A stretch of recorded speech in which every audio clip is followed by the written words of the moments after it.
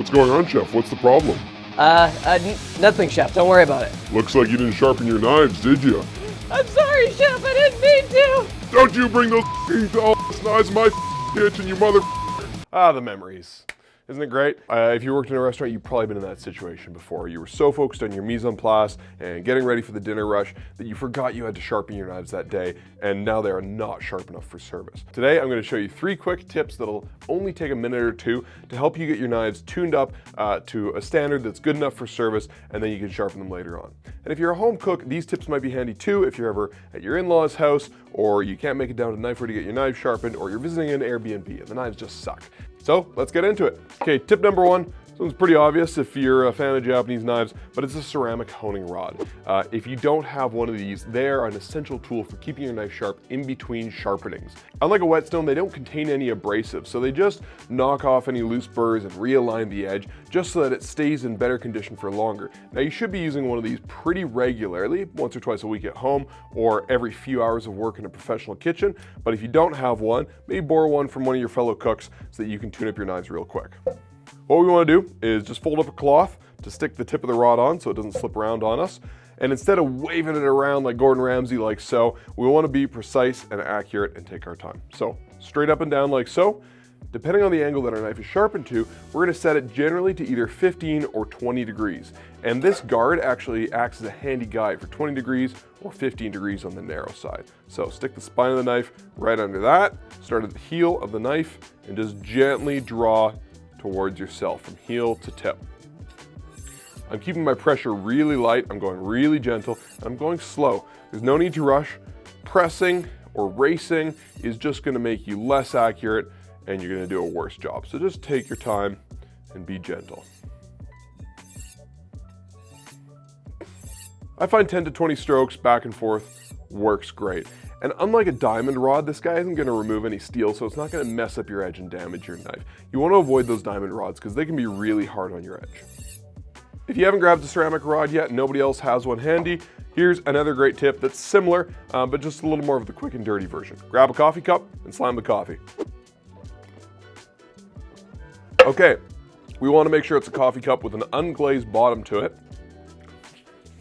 Just gonna get all the coffee in my mustache so it's not dripping while I'm talking. And this ceramic is rougher than the honing rod, but it's basically going to do the same thing.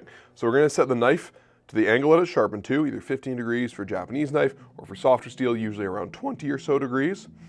And we're just going to draw the knife from heel to tip, nice and gentle like so. And it's very similar to the rod. Is it as good as using a honing rod? No, it's rougher and it doesn't do as nice a job. Those honing rods are really purpose built, but this is a quick and dirty variation on the ceramic rod that'll get you through service and keep your knife sharp a little longer. It's also great, like I said, if you're at somebody else's house or you're staying in an Airbnb and there's no sharp knife in sight, you can take the sharpest knife that there is and just give it a quick tune-up on a mug and it'll work better than it did before. And option number 3 is just to give it a really quick and dirty sharpening if you have a sharpening stone handy or somebody else in the kitchen does. I'm going to use a combination stone, a 1000, 3000. I'm not going to go through all the fancy steps that we normally do. This is, like I said, the quick and dirty version. 1000 grit is rough enough to put a new edge on most knives unless they're really dull. And it's smooth enough that it's going to give you a pretty nice finish, good enough for cutting garnishes and carving meat for service, but it's not too fine. A finer stone would just work too slowly. We're looking for like a 2-minute solution here. Normally 1000 grit stone is a soaking stone, but if you don't have the time to soak, you can just splash a bit of water on it. You're just going to need to wet it several times throughout the process. So we're going to take our knife, we're going to eyeball about 15 degrees or so. An easy way to do that is to set the knife at 90 degrees, break that in half, that's 45, and then a third of that is 15 degrees. You can also use the leveler app on your phone. We're going to lock our wrist of our dominant hand that's holding the knife. We're going to put a little bit of pressure with our fingertips right along the edge there. We're going to start at the heel of the knife and just move back and forth using the whole length of this stone. And we're just going to do that until we start to feel a burr. And if your knife is still relatively sharp, this should happen pretty quickly. Again, we're not looking for like a beautiful sharpening here or perfect technique. We are just looking to get a little tiny bit of steel ground off the edge.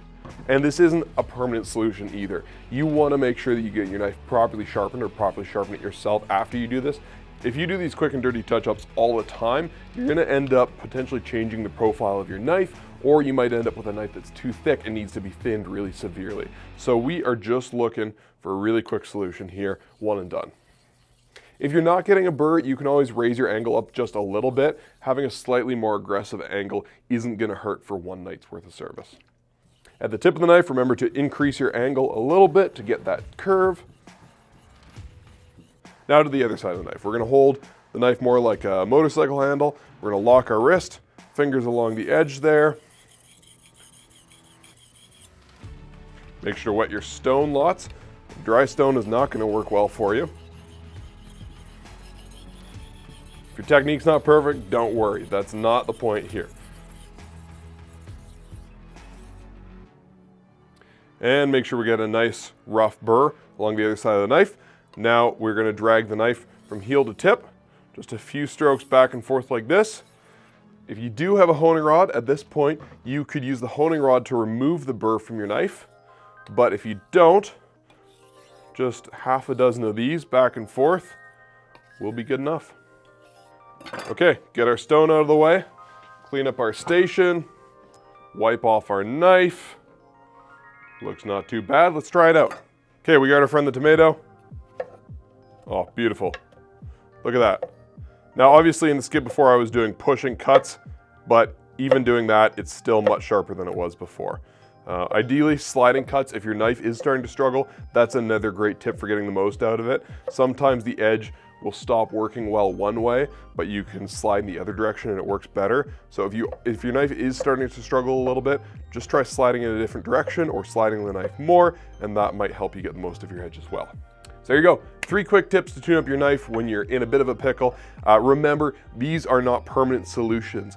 As soon as possible, you want to go get your knife sharpened professionally or do it yourself, especially with a Japanese knife. If you keep sharpening just that edge, the blade's going to get really thick and it's just not going to work well anymore. So take it to your local knife store, mail it to us if you have to, or grab yourself some stones and check out a few of our knife sharpening videos.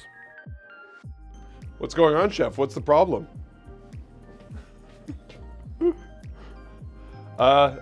Nothing, Chef. Don't worry about it. Be worse, be worse, be worse, be worse, be worse.